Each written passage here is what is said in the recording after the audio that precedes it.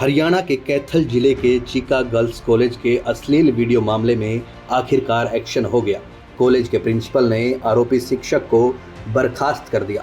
पहले सुनिए छात्राओं ने इस एक्शन के बाद क्या कहा है। चरणदास जी का बहुत ही ज्यादा थैंक यू करना चाहते हैं क्योंकि उन्हें हमारी आवाज को बुलंद किया है और हमारी जीत पक्की करवाई है।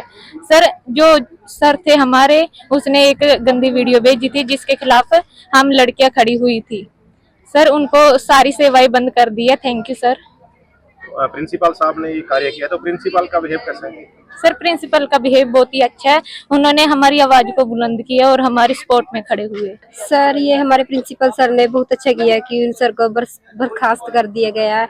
इसके लिए हम जो छात्राएं सामने आई थी अब बहुत खुश हैं जो उनके खिलाफ थी, और अब बस सभी बच्चे अच्छी तरह से पढ़ लेंगे और ये इस गलत मुद्दे से उनका सभी का ध्यान हट जाएगा। सर छात्राएं जीत की खुशी तो मना रही हैं, लेकिन इस घिनौने काम की वजह से आज भी मुंह ढककर बात करने को मजबूर हैं। दरअसल ये करतूत इतनी घिनौनी थी कि आप जब इनकी कहानी सुनते तो आपका भी खून खोल जाता। अब सुनिए कॉलेज के प्रिंसिपल का इस मामले में क्या कहना है। जो ये एक्सटेंशन लेक्चर जो इनका पॉलिसी है उसमें जो सेक्शन 18 है उसमें इनका रूल है डिसकंटिन्यूएशन ऑफ इंगेजमेंट। तो आज इसका जो था डिसकंटिन्यूएशन ऑफ इंगेजमेंट इसका कर दिया गया है, जिसकी सूचना डायरेक्टर हायर एजुकेशन को मेल के माध्यम से भेज दी गई है और आरोपी जो शिक्षक है उसको भी मेल के माध्यम से भेज दी गई है। और व्यक्तिगत रूप से मैं इस कंप्लेंट को पर्सनली लेके हायर एजुकेशन ऑफिसर को इन्फॉर्म करूँगा। तो सर आप डीएचई गए थे तो वहाँ से क्या मार्गदर्शन मिला? उनके आदेश के बाद ये कार्रवाई की गई? हाँ जी, उनके आदेश के बाद ही कार्रवाई की। सर जो धरना चल रहा है, अनिश्चितकालीन धरना शुरू किया गया था, उसको लेकर किस तरह से देखते हैं? जो अनिश्चितकालीन धरना था, मुझे लगता है कि जो उनकी डिमांड थी वो कि आरोपी शिक्षक को हटाया जाए, निकाला जाए, तो वो पूरा हो गया। तो आई थिंक उनका धरना भी अब समाप्त कर देना चाहिए। तो सर आपकी कार्य प्रणाली को लेकर सवाल उठाए जा रहे थे कि प्रिंसिपल साहब आरोपी शिक्षक को बचाने में जुटे हैं, तो इस पर क्या कहेंगे? मेरी ऐसी कोई मंशा नहीं थी किसी को बचाने की। वो जो उसका प्रोसीजर था वो फॉलो किया गया, क्योंकि 7 दिन का समय दिया जाता है किसी के साथ, और अगर बचाने की मंशा होती तो 24 घंटे में उसका संज्ञान लेके उसको पुलिस में मामला दर्ज ना होता। तो सर बात करें, लड़कियों के भी ग्रुप बने हुए हैं, एक पक्ष सामने आता है आरोपी शिक्षक के पक्ष में, दूसरे अध्यापकों के पक्ष में। कहीं ना कहीं बच्चों की पढ़ाई खराब हो रही है, तो इसको किस तरह देखते हैं आप? किस तरह समझाया जाएगा और कॉलेज का माहौल ठीक किया जाएगा? मेरे विचार से कि जब जो मेन इस पूरे मामले में दोषी था, अगर वो महाविद्यालय से उसको निकाल दिया गया तो अब शायद इस तरह की प्रॉब्लम नहीं रहेगी। तो सर पहले जो ये एक्शन नहीं हो पाया, मार्गदर्शन की ही कमी रही? नहीं, मार्गदर्शन तो नहीं उसमें, क्योंकि जो लीगल प्रक्रिया में भी मामला था और कमिटीज ने अपने काम करने थे, उनको भी आरोपी को भी एक निश्चित समय दिया जाता है उसमें। इस कारण से ये इसमें कोई देरी नहीं हुई है, इसको फॉलो किया गया सब चीजों को। लेकिन आपको बता दें कि ये मुहिम जब चलाई गई तभी इस पर एक्शन हुआ है।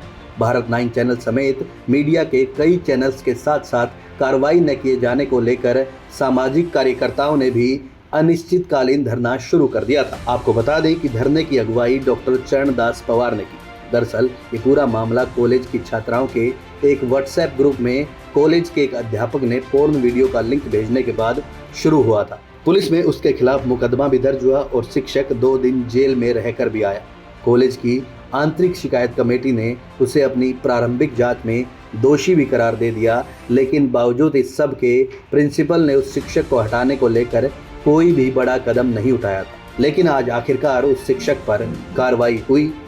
और मैं ये बताना चाहूँगा कि मैंने आज से 5-7 दिन पहले अनाउंसमेंट की थी कि जो कन्या महाविद्यालय में बेटियों के साथ अन्याय हो रहा है उसके लिए मैं अनिश्चितकालीन धरना रखूंगा, और वो मैंने धरना 11 बजे कल रख दिया है।